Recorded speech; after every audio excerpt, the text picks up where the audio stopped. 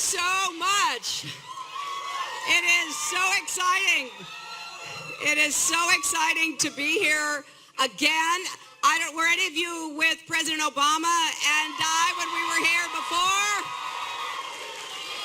Well, I'm excited about being here a few hours before our convention opens.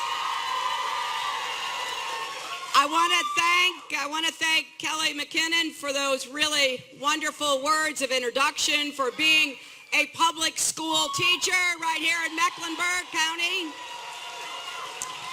I want to thank your wonderful mayor, Mayor Jennifer Roberts. I want to thank members of your city council who are here from Charlotte, members of the North Carolina House and Senate, and I want to give a shout out to your young chair of the county Democrats, Matt Newton. And I also just want to mention my friend and your Congresswoman, Representative Alma Adams, who will be on the ticket with me in November, and we need to keep electing Democrats to the U.S. House and Senate. Well, my friends, I'll tell you, we're going to have a very different kind of convention than they had last week. Watching the divisiveness, the finger pointing, the fear mongering, woo, I'll tell you, it is a sight to behold. Talking about building walls, a very different vision about bringing Americans together. Well, I'll tell you what, you're going to hear from some great Americans at our convention this week who represent not only the diversity of the Democratic Party, but the diversity of the United States of America.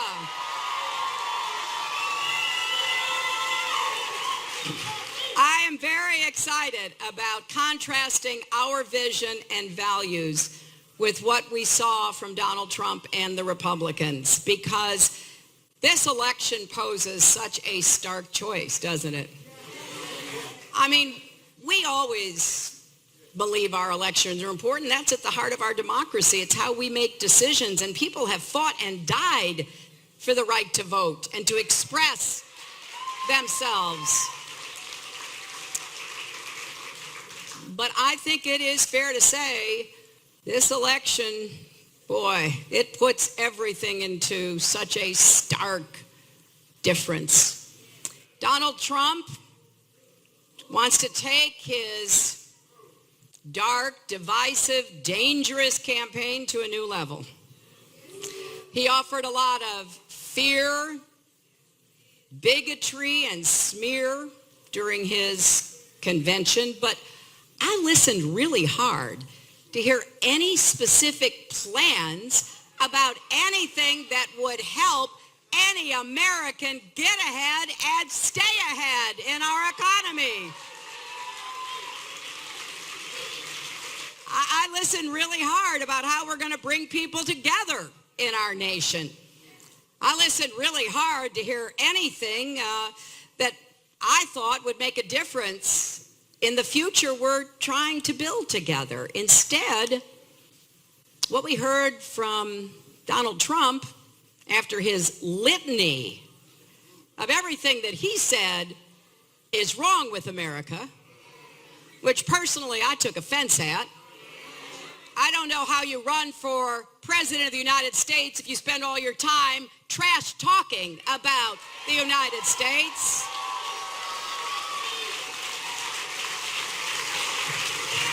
But then I was particularly struck after this long list of everything that was wrong with our country, some of which just offended me.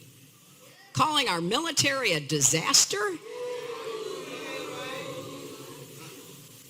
raising doubts about whether or not we're still the strongest country, the best economy in the world. Do we have challenges? Of course we do.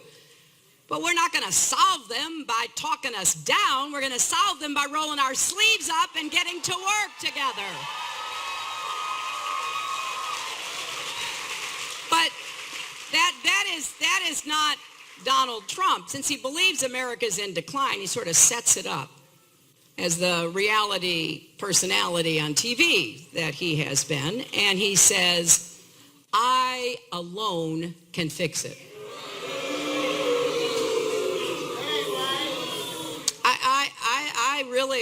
I couldn't believe he said that. I don't know any member of our military who says, I alone can win this battle. I don't know any individual police officer or firefighter who says, I alone can prevent crime or put out that fire. I don't know any teacher who says, I alone, with no help from anybody else, can help my students learn more, achieve more. I don't know any doctor or nurse who said, you know what, I can fix it all alone. We don't need any other people to help. We don't need anyone. I alone can fix it. Well, that's just not what I believe. Now, if you believe that we need to elect someone who actually says that, that is your absolute right. But my reading of American history suggests we actually fought a revolution so that we wouldn't have one person making all the decisions for us.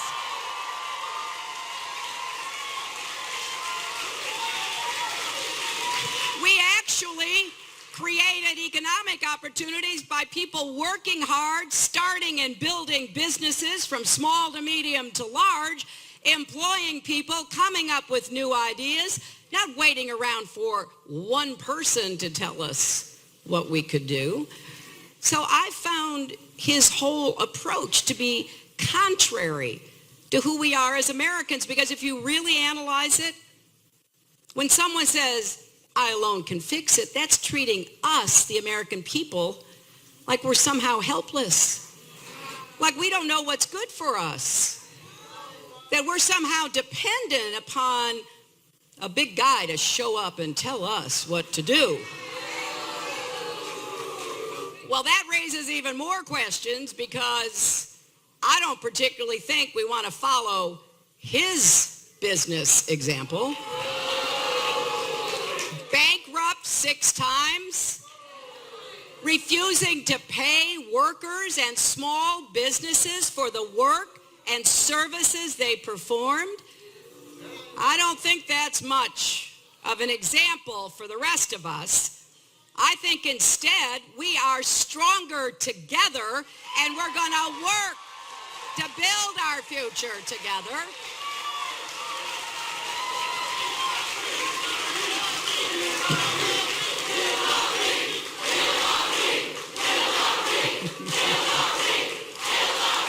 And you know, the other thing that struck me about his speech was when he said, I am your voice. Now, look, I will admit, maybe he does speak for some people, but I think it's kind of hard to imagine him speaking for immigrants, for people with disabilities, for African Americans, for Latinos, for women, or even for working people who he has a history of stiffing, not supporting. So there may be some folks who buy into his dark, negative vision and think he maybe could be their voice, but I don't think that represents the vast majority of Americans. So we're going to have a convention this week that highlights success stories, people who've overcome terrible odds, people who have really contributed to helping everybody get ahead, not just themselves. People who stand for America's values, who are fighting for an economy that works for everybody, not just those at the top. People who are fighting for affordable college and a way to pay down your college debts. People who want to make sure that health care is affordable for everybody in America. People who want to get down the cost of prescription drugs, do more on mental health and addiction to help more folks. People who want criminal justice reform and know that we've got to work together to get it.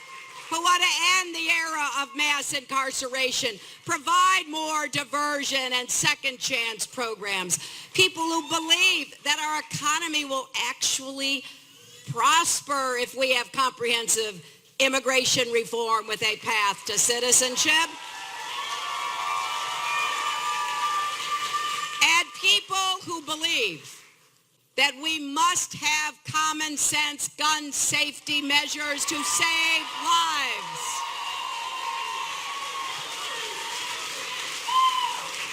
We also have people who have served our country in uniform who know we should not be trashing our alliances. They are one of our biggest assets.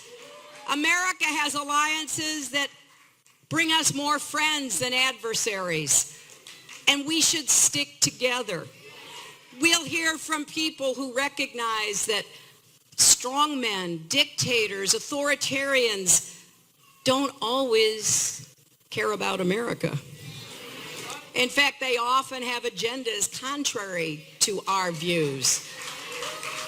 And we will hear from people who ran toward danger, who helped save lives, dealing with the tragedies and the horrible events that our country has faced, because they too believe that they want to be part of something bigger than themselves. Now, I will tell you this. I have a very different vision of what we can do together, and I have pledged to spend every single day in this campaign laying out that vision, fighting for that vision, and then going into the White House and realizing that vision with real results that improve people's lives.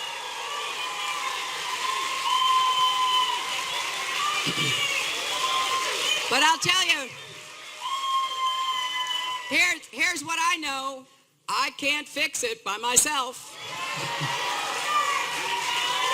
I need your help in the campaign, and then I'm going to continue to need your help to produce the kind of change that America needs.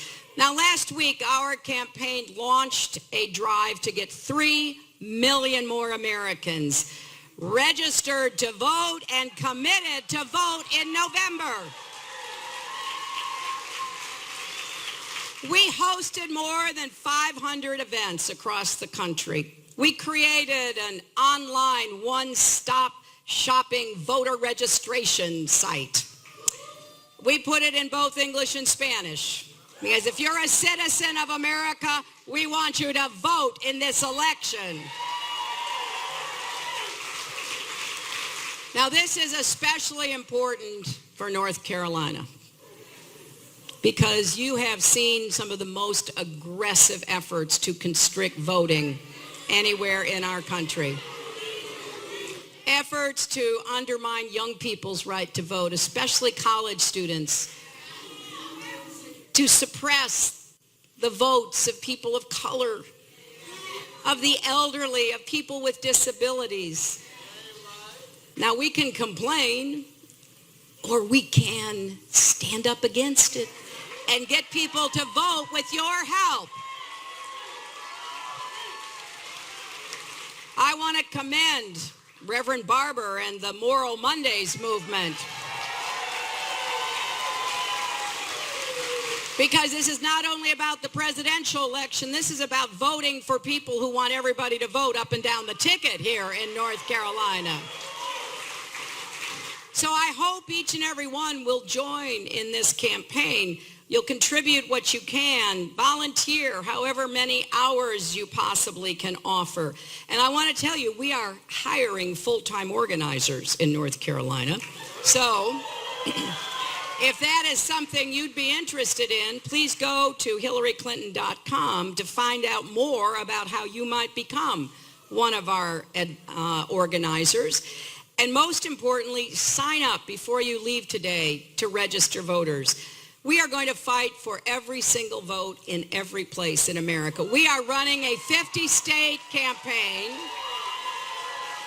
Now, clearly, there are some states that will get more attention than others, and you know what? North Carolina is one of them.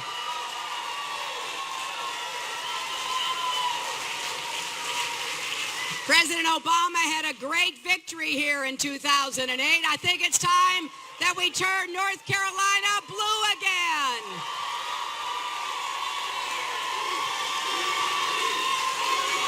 So my friends, come join us. Be part of this campaign. Let's make our future what it should be. God bless you.